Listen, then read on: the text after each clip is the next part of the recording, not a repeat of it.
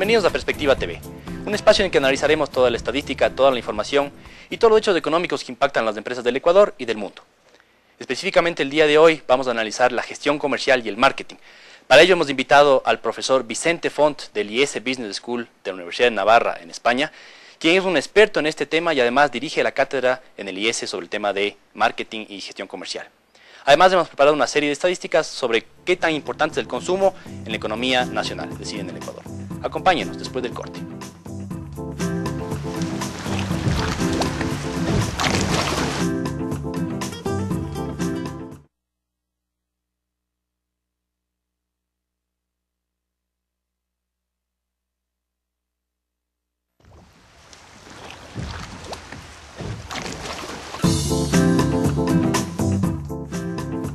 Bienvenidos nuevamente al programa.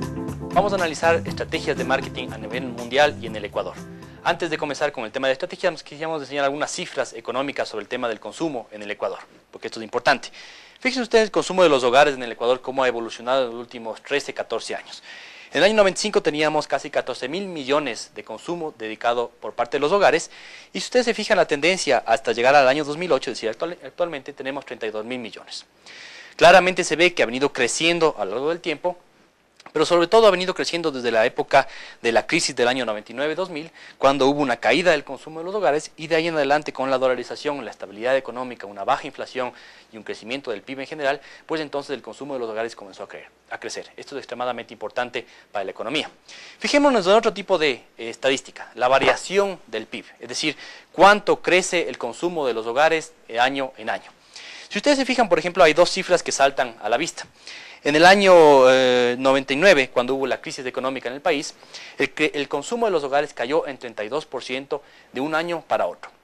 Es decir, decreció el consumo. Esto es lo que generó la crisis del año 99 específicamente.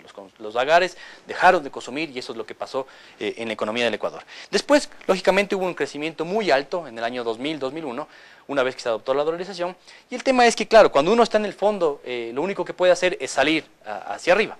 Y cuando uno salta, entonces se ve estos saltos atípicos en la economía, es decir, un crecimiento anual del 45%, que es extremadamente alto, pero como ustedes pueden ver, de ahí en adelante ya el consumo tiene una senda de crecimiento un poco más estable, es decir, entre el 10, 11, 12%. Y la problemática que vemos ahora es que en los últimos 2 o 3 años tenemos un crecimiento del consumo de los hogares en el Ecuador que va entre el 9 y 10% anual.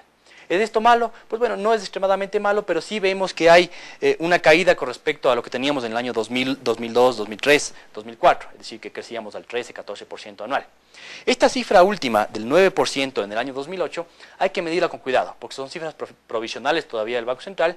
El Banco Central todavía no saca sus cifras revisadas para el 2007 y 2008, y por lo tanto nosotros creemos con nuestras estimaciones en el IDE que este 9% de crecimiento anual no va a darse, seguramente sea mucho menor de lo que piensa el Banco Central, es decir, estará alrededor del 6-7% como mucho. En definitiva, ¿cuánto representa el consumo con respecto a la economía nacional? Eso se mide en consumo con respecto al porcentaje del PIB total. En definitiva, lo que vemos es que en el Ecuador el consumo de los hogares, es decir, el consumo de las familias, de cada uno de nosotros, representa entre 65 y 70% del Producto Interno Bruto del Ecuador. Entonces, cuando uno dice cuál es el componente más fuerte de la riqueza que se genera en el Ecuador, pues ahí tienen la respuesta. Es justamente el consumo que cada uno de nosotros hace en los mercados, hace de sus empresas y demás. Ese es el consumo que se refleja en el consumo de los hogares. Actualmente representa cerca del 68%, 67% de la economía, y ustedes ven que ha venido variando a lo largo del tiempo, pero siempre se mantiene en una franja importante. Por lo tanto, hay que prestar mucha atención al consumo de los hogares y comenzar a fijarse en políticas que reactiven el consumo en el Ecuador, porque eso a su vez genera mayor oferta por parte de las empresas y eso genera también más estrategias de marketing para seguir vendiendo de formas innovadoras. Justamente sobre esto vamos a hablar después del corte con Vicente Font. Acompáñenos.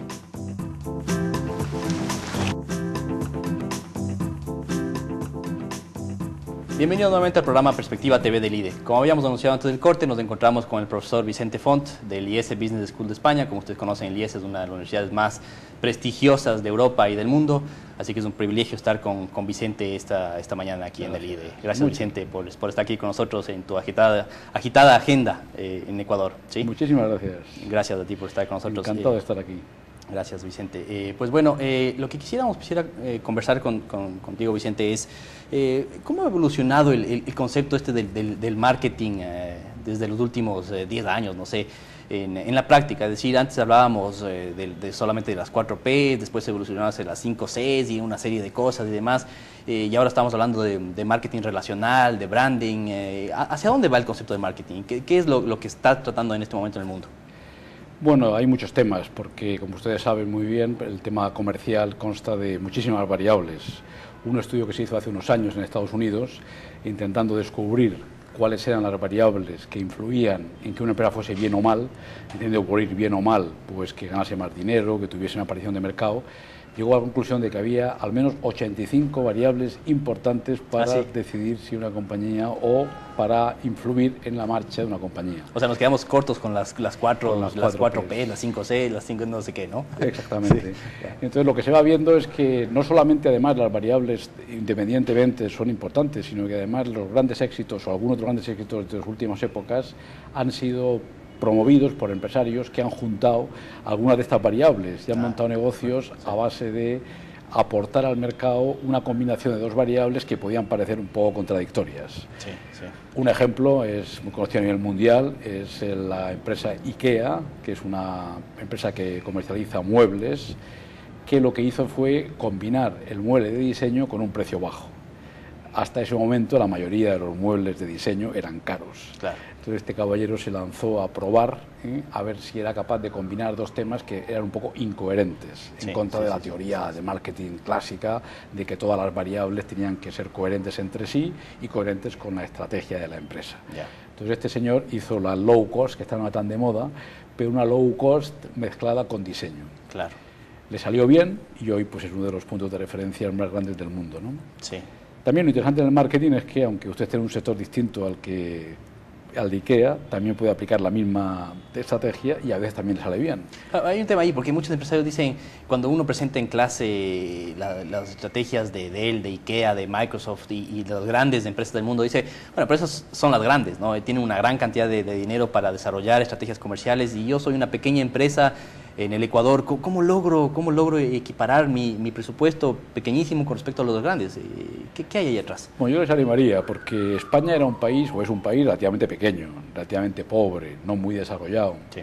Y sin embargo, a nivel mundial, pues tenemos compañías tan grandes como Zara, que empezó por un vendedor, ni siquiera un empresario, propiamente dicho, ¿no? Un vendedor, quizá un vendedor importante, listo, genio, que vendía lo que se llama pronto moda. Es un hombre que comercializaba productos que copian los de diseñadores que van teniendo éxito de cara a poder servir cuando se pone de moda un producto, pues ellos hacen algo parecido con rapidez, ¿no? Sí, sí. Este hombre aplicó la misma política que IKEA, que decíamos antes, y empezó a vender ese diseño que él copiaba barato.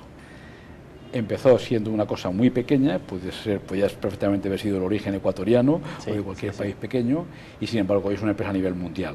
O sea, no es, en el mundo del marketing, la creatividad es superior al dinero.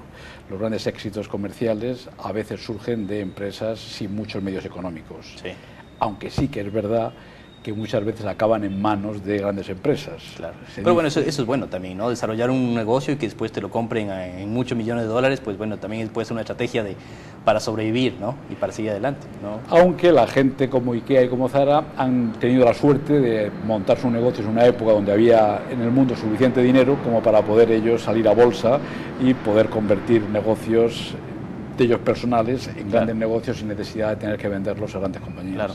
Ahora, en el tema específico de Zara, ¿no? Un ejemplo interesantísimo y que está en una gran cantidad de países a nivel mundial. En el Ecuador no hay una tienda Zara todavía, pero seguramente estará por ingresar. Ellos justamente copian.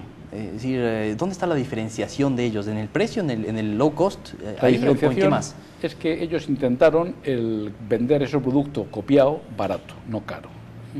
La idea un poquito de fondo era que la mayoría de las mujeres jóvenes, chicas jóvenes con cierto dinero, que trabajan, que son solteras o de familias con ciertos medios económicos, pues compran productos que no los usan demasiados días al año. ¿Por qué? Porque la moda, como su